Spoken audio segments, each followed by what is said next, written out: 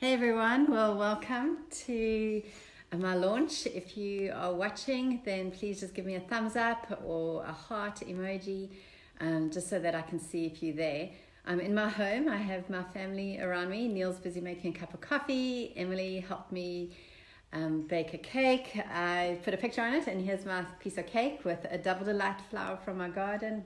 Matt has been my IT support. He's sitting here in the background. So we are all here at my home, and I'm so excited that you could join me today. What I decided to do was, because I cannot go out and we're all on lockdown in South Africa, we have to make do with what we have. So I have a cappuccino made by my son. If you were with me at a bookshop or somewhere, we'd be sharing some drinks together. But unfortunately we can't, so this is what we're doing virtually. So go grab a cup of tea, make some coffee, and let's enjoy the conversations together. So what I'm going to start off is by sharing, some of you have seen this already. This is a copy of my book. It's the only one I have at the moment. And after our lockdown period, I'll be getting the hard copies in print and we'll be able to distribute them. But for now, I decided to release it and launch it today. So thank you for being here. Thank you for being part of this virtual launch. I've never done anything like this before, and there doesn't seem to be a format that we have to follow. So what I'd love to do is, if you have any questions during the next 10 minutes or so, ask them. Perhaps we can have a little bit of interaction if possible. I'm going to read you one or two things about the book and explain to you why this book is so, close to my heart and really powerful. So my only audience are my two kids sitting there behind me and Neil standing at the back, and maybe they'll come and show their faces in a bit. But so let's get started. So why did I write Courage in the Fire? This book started out as a means for me to get healing from my own fear and my own trauma. Emily and I were in an armed robbery a few years back, as many of you know, and what started out as a journey of healing, going for counseling, walking through just the pain of the trauma with my husband and my kids and my family and friends, I ended up starting to share some of the message about how to overcome fear. And what ended up being is that I traveled to a number of countries, I shared some messages, prayed for people, and I discovered that fear looks the same all over the world. It just shows up differently in different people's bodies, in different cultures, in a different way. In Africa, fear looks different to what it looks like in the United States. But it's the same thing. So I started to share on it and speak on the radio. And in about February 2-3 years ago, I started to write and document my journey. I ended up writing this book and shelved it for a while, just feeling like the timing wasn't right for me to release this book, and today is the day. So I am really, really thrilled that we decided to do it this way. I think in today's world, it's really timeless. The world is rocked by fear at the moment. About a third of the world's population are in lockdown. All over the world, from India, the States, Africa, all over, at least a third of the world is in lockdown. So that means that a third of the people are stuck in their homes, they have time on their hands, but also more and more people are living in fear. And my message is really simple, is that you don't have to give into fear. You can overcome your fear. And whatever holds you back from fulfilling the dreams that are in your heart and the way that God has destined you to live, you can conquer that fear today. So that is my encouragement as you read the book. Another exciting thing is that I've collaborated with an incredible artist, Duncan Stewart. And I know that Duncan said that he'd be on Facebook Live and watching as well, and I'll be posting some of the videos that he's made to say why some of the illustrations are in my book that they are. So this one, if you can look closely, is of a shark framed in a fish bowl, and it's under the chapter on what is fear. Fear really masquerades in so many different ways, and it grips us in ways that we cannot imagine. So fear of failure, fear of now contamination, fear of violence, fear of getting sick, all these things show up in different ways in our lives. It paralyzes us. In some people, it pushes them to perform. Now, excellence is good, but if we perform because of fear, then that's not good. But sometimes it causes people to be paralyzed into inaction and they don't do anything. Duncan did another image called thought kinesis for if you can look, it's quite a radical image on the different types of fears. Because fears just run rampant through our minds, it lives in our soul, it affects our lives in that way. 5 ways to overcome fear. This is chapter 7. It's a beautiful, beautiful image of a pregnant woman. It's the feet of Jesus on the cross, and at the back is an excavator. So Duncan's images are profound. They are, they're not just what you see. You have to think about it. And my hope is that as you read the book, as you go through every chapter, you'll look at the image at the start of the book and allow the Lord to speak to you in different ways, because different people learn differently. So for me, I'm a very visual person, and being able to look at an image, read some of the chapter, it then speaks something deeper to my heart and to my soul.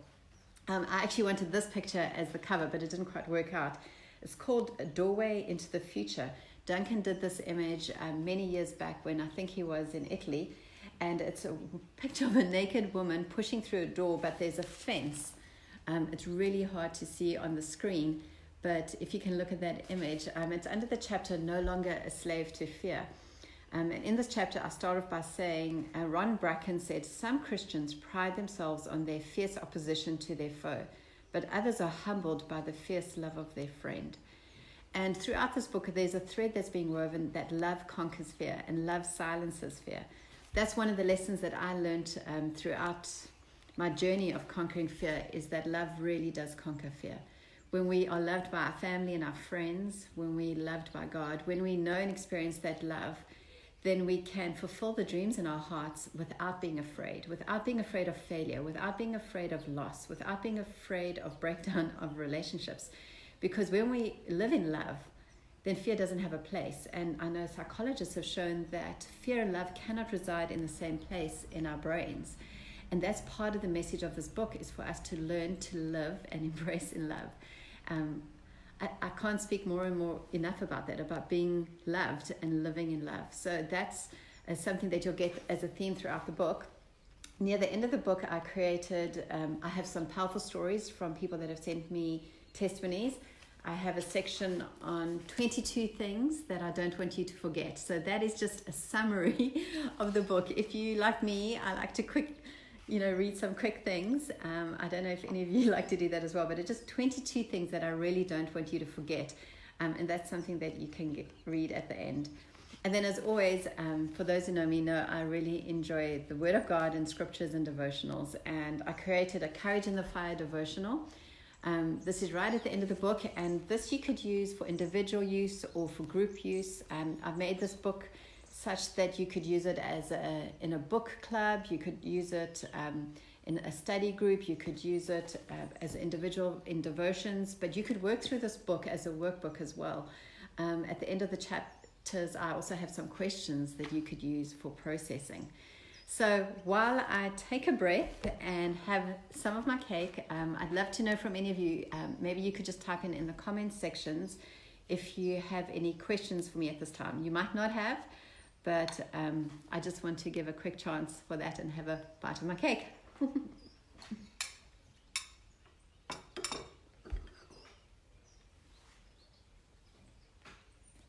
It's quite strange doing this with my family around here. Do you want to come say hi, babe?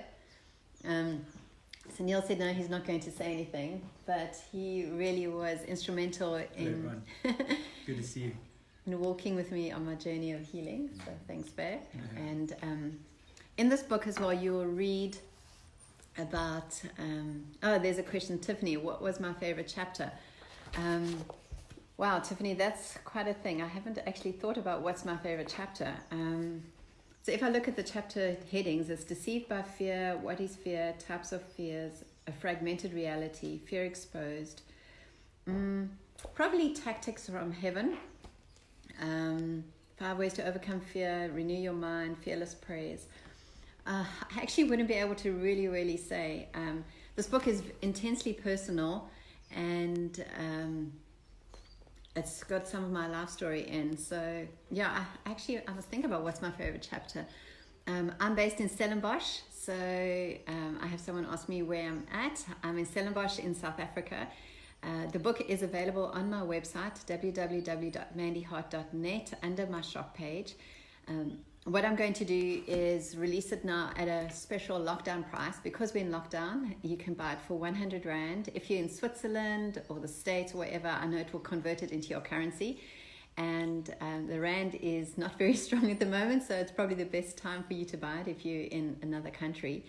But what I felt to do is release this book today because of what we're facing in the world right now. And as I said in the beginning, about a third of the world is in lockdown. So many people are struggling with fear. And I'd love to get this book into the hands of as many people as possible.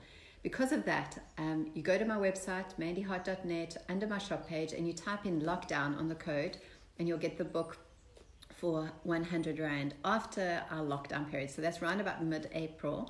And the book will go back to its original price of 195 Rand.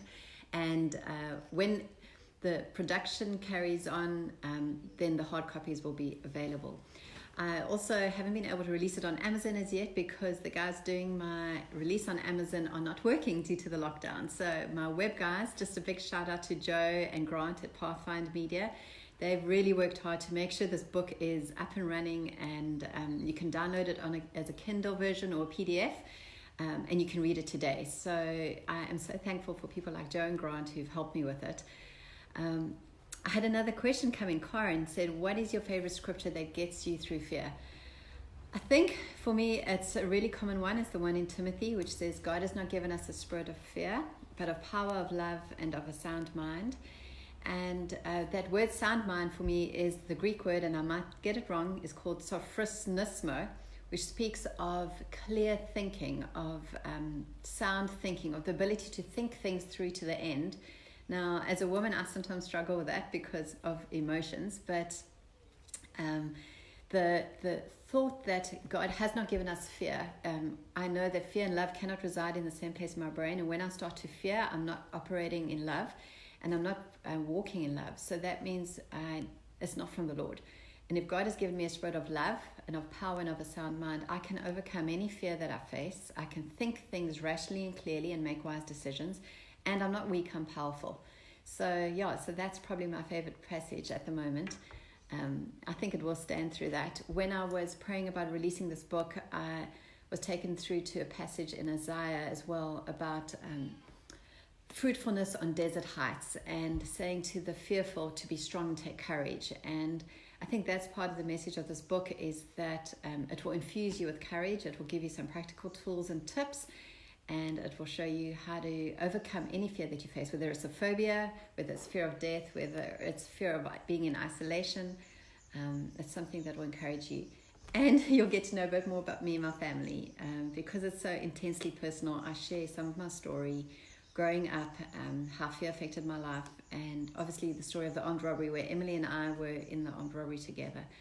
And I think for me the biggest thing was wanting to protect my kids, as Neil was in Zimbabwe during that time. So I was alone in my house with Matt and Emily. Matt was in a different room and he slept through the whole thing, which I believe was God's provision, because if the men had seen there was a young man in the home, I think it would have ended very differently. And Emily was in my bedroom with me lying on top of her, and all I could think was, how do I protect my kids? For those that are watching, if you're a mom, you know what it's like. You just want to protect your children, and I am so grateful for that. A part of my story, and this is something I'd like to maybe end with, is what happened in Noordhoek. We lived in Noordhoek in Cape Town at the time, and the armed robbery happened in June. And in the March of that year, so it's about almost 5 years ago, there were massive fires along our mountain range, Chapman's Peak, Muizenberg, that whole area. There were fires that we fought for days. Schools were closed, businesses stopped working, and we all went and literally fought the fire with branches, with blankets, whatever we had. And every day I would drive over a Kaapstadweg to take my kids to school, but in the aftermath of the fire, the mountainside was empty. It was barren. Even the soil was burnt. There were no plants. The trees that remained were dead, and it looked really, really horrible. And I remember thinking, wow, how's it going to look? And a few years, or about a week or so later, I was listening to a horticulturalist speak on the radio, and they said that mountains, sides like this, need fire for the seeds, certain seeds to germinate. Certain proteas need fire. And if we don't have the fire, then they cannot germinate. And so they said that in about 3-4 years, this mountainside would be more beautiful than had we not had that fire. And that got me thinking. I felt like the Lord said to me, Mandy, well, that's what your life can be like. Beauty can emerge from ashes and dark, barren places. If you allow me to heal you, your life can be more beautiful had you not gone through this fire. And I feel like that's a promise for everyone who reads this book is whatever they've gone through, if they allow healing to come, their lives can become more beautiful. So when I see a protea, every single time I think of that. I know it's only fire proteas that need fire to germinate and some other plants, but whenever I look at a protea, which is South Africa's flower, I think about it and I think, wow, hard times shape our character and it can turn us into something more beautiful and our lives more beautiful.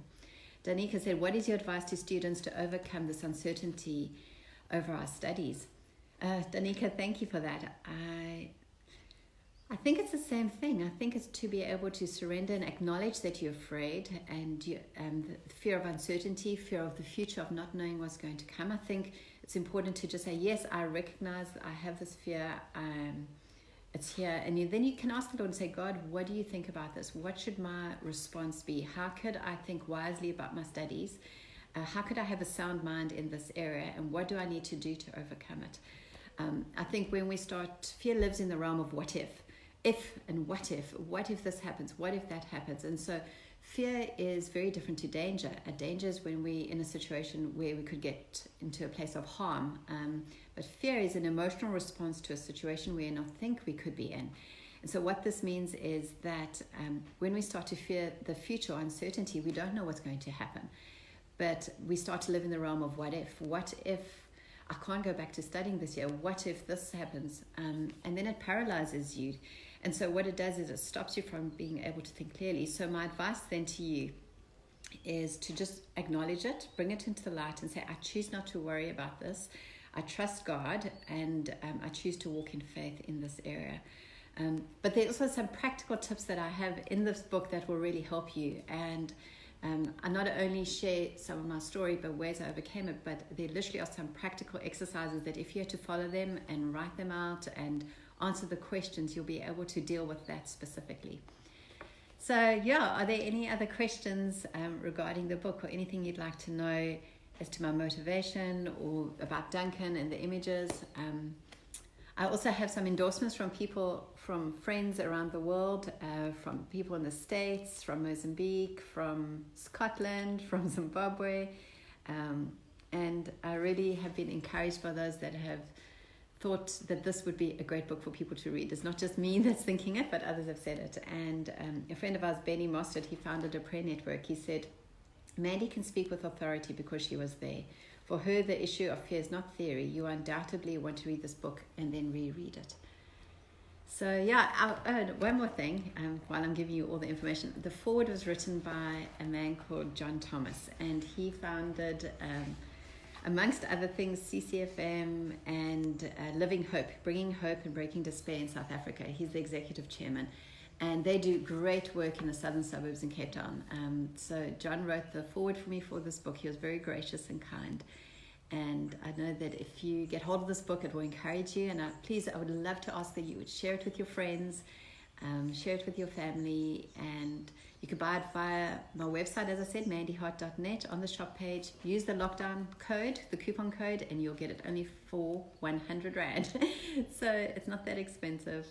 And I'm trusting that you will be blessed as you read it. Thank you so much for joining me today. Thank you for being part of my launch.